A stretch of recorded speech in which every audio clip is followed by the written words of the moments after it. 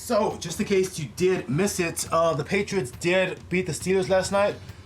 Just saying. Anyways, guys, good morning and welcome to the video. So today we are actually going to do a DNA test. So we do have the Ancestry DNA kit thingamajigger. Gotta open it somehow.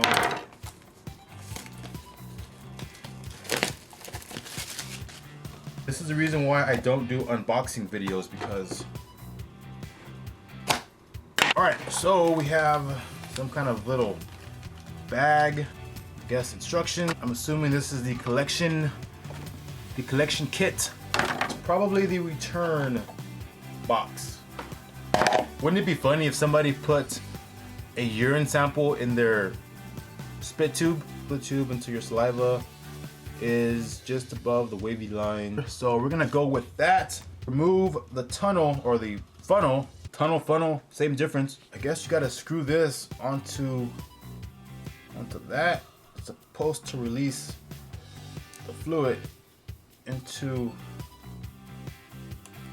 here, which it just did. I feel like I'm doing some kind of experiment. Shake the tube for 5 seconds. 1001, 1002, 1003, 1004, 1005.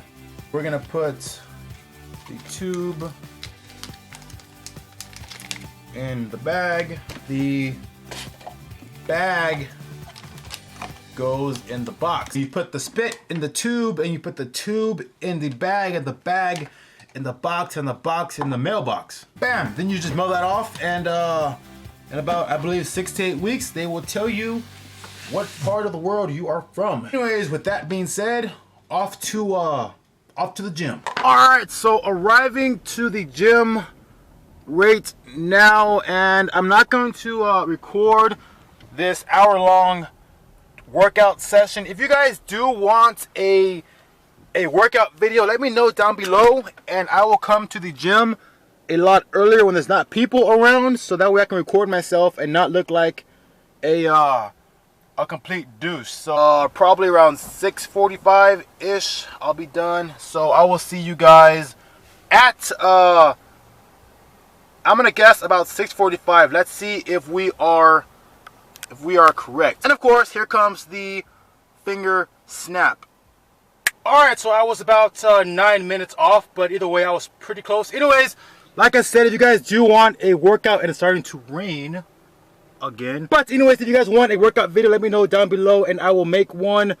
But like I said, I'll come kind of early so that way there are not people in the gym, because recording in the gym with a camera is very, very awkward when there's people in there. So anyways, back to the house. Back at the house and just got out of the shower. By the way, in case I didn't mention earlier, the Patriots beat the Steelers. I did mention it, but we're mentioning it again.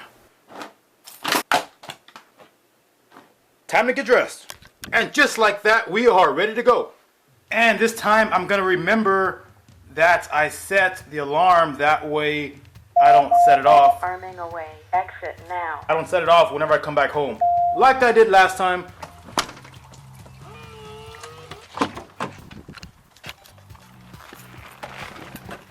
I'm not gonna go through that entire sequence like I did last time, because you guys already know the sequence of events that's about to happen right now. All right, so I went into the store to buy, you know what, let me just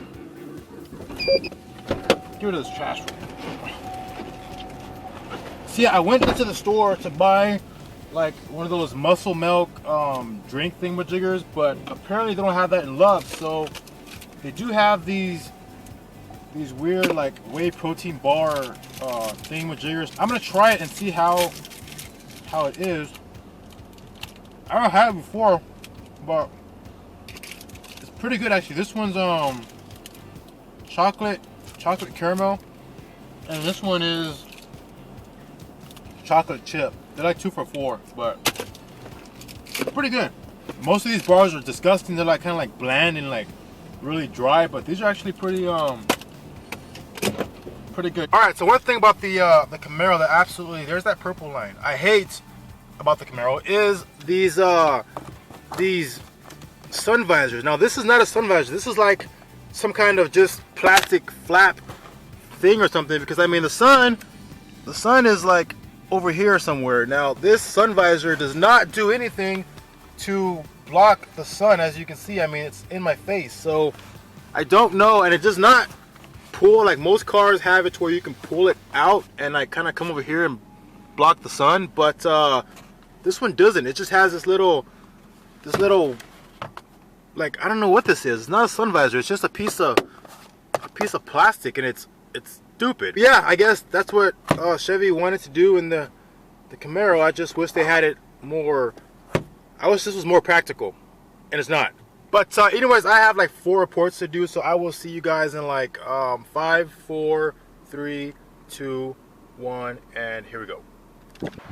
All right, so back at home, and I'm trying to figure out how these little miniature scratches got onto my car. I have no idea. I mean, this car is always in the garage whenever I'm not using it, so I have no clue how these scratches got there. I'm thinking maybe a cat, you know, might have come crawling out of there and got on here. I have no idea, but that kind of sucks. I'm gonna get some I guess paint correction. Hopefully I can get that fixed. But what's crazy is that it is actually, that's annoying, it is actually about 80 degrees right now, which about 2 weeks ago it was actually snowing. So all of this was actually covered in snow, believe it or not. South Texas, snow.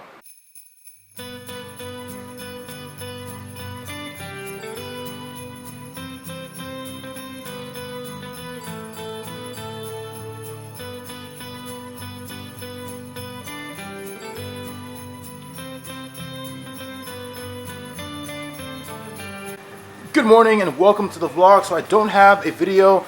I'm walking sideways because I have both cars in the garage. Now, why do I have both cars in the garage? Well, because it is snowing.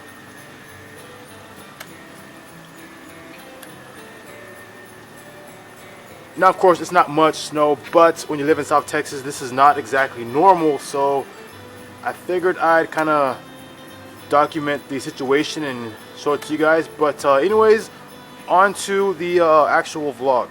And also, for those of you guys who thought I was kidding about the neighbor trying to outdo me, the guy over there, believe it or not, right after I made that vlog or that video, the guy over there actually added like a crap ton of lights, so I can actually not outdo him, because I don't think I have enough stuff inside of this kit to outdo him.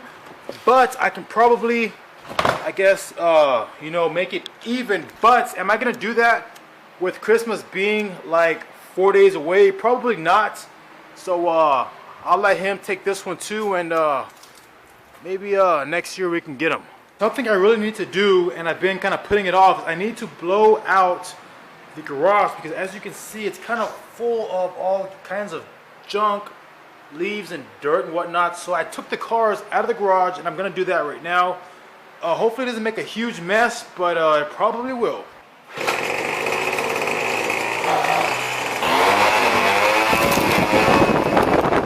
Of course, this is 100,000 times better than it was. As you guys can see, I mean, before it was full of all those leaves were pretty much in here, but now it is nice and clean.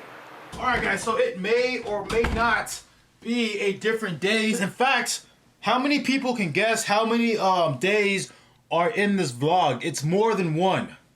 Just saying. Yeah, that's the reason why I'm doing the 2-minute Tuesdays, because these vlogs take like days to film, so I have to kind of edit them together and whatnot. So you guys see just one continuous vlog, but it's actually like a few days kind of like put together to create one video. But anyways guys, a question I get asked quite a bit is, what is the worst call that I've ever been on? Now, of course, being a cop, I kind of know that I'm going to be dispatched to certain calls that kind of suck and I don't want to be part of, but it just kind of comes with the job. Likewise with firefighters and EMS. But what gets to me the most as far as, I guess, going to calls, is going to calls that have to do with kids being hurt or injured in any kind of way at all. And I do have a 3-year-old, as some of you guys who follow my Snapchat and or my Instagram know. So it kind of bothers me, especially when I see kids, her age injured and whatnot. Of course, they do say that, cops are not supposed to bring that kind of mentality to work or whatever, but any cop that says that certain things don't bother them are lying. We are human. We're not robots like some people think we are. Anyways, my worst call was I was working mids, so the midnight shift. I was working from midnight until till 8 in the morning, and at around 12:09-ish, our sergeant goes running out the door. Mike and I were actually getting our gear ready, to go on to patrol, and we're kind of wondering why the sergeant just ran out the door. So we pressed 0 on the phone, which of course connects directly to dispatch, and we asked them, hey, what's going on? Why is Sarge running out the door right now? So while we're talking to the dispatcher on the regular phone, you can hear the other phone in the back, the 911 phone, ringing off the hook. Anybody who's ever heard a 911 phone going off, it has a very, very distinctive, high-pitched ring tone. It's kind of annoying. So we asked the dispatcher, what's going on, and she tells us there's a house on fire and that there's kids trapped in said house. So then at that point, we kind of realized why Sarge is running out the door, so me and Mike are running out the door as well. I'll pretty much run code to this house, which is about, again, I work in the county, so this house is a good couple minutes away, so we're running, undisclosed amount of speed to said house, and we get there, and this house is completely on fire. So as you walk to the house, you get maybe 15 yards from the house, and you already feel the heat just coming out of this house. And then of course there's people just running all over the place. It's just it's chaos and mayhem times 50. So then the Sarge, Mike, and I, we get to the back of the house, and there's a bunch of people there saying that the kids are in there, So then, of course, once we heard that, Mike, the sergeant, and I went into the house, which was on fire, and tried to find out where these kids were. And of course, cops give firefighters, all kinds of crap for being firefighters. Likewise, firefighters give cops crap for being cops. But that night, I definitely, gained a newfound respect for firefighters. And the reason being because once we went into this house, I thought that I walked in a straight line, and then straight back out. But somehow I walked into a straight line, and then I made a right angle and ended up in a kitchen. So whenever in my head I thought that I was walking straight, I was turning. So whenever I came back out, I ended up in a corner. So I started freaking out because, of course, this house is on fire. There's a lot of smoke. I can't breathe. So yeah, walking into a house that's on fire, trying to find out where you're going and trying to breathe and whatnot. Something that I hope I never have to do again. And I definitely give, again, tons of respect to, you guys who are firefighters and whatnot who have to do that all the time. More power to you, man. But yeah, unfortunately, we were not able to, get to the kids and whatnot. There was, I believe, 3 kids in the house. One of them made it out. The infant and the mother made it out. The father and the other 2 kids unfortunately died in the house. But yeah, that's definitely the worst call that I've ever been to, because, again, there was kids involved and whatnot, and, kids did die at that said call. So, I mean, that one did kind of stick with me for a little while. But yeah, guys, hopefully that does answer y'all's questions, at least the people who were wondering what is the worst call that I've ever been on. But that's going to wrap up this video. Hopefully you guys enjoyed it. If you did, please give it a big thumbs up. If you're stopping in for the first time, please hit the subscribe button. Also the notification bell. That way you're notified when I upload a new video and whatnot. But I will see you guys on Tuesday with the next 2 Minute Tuesday. Until then, Tatum out.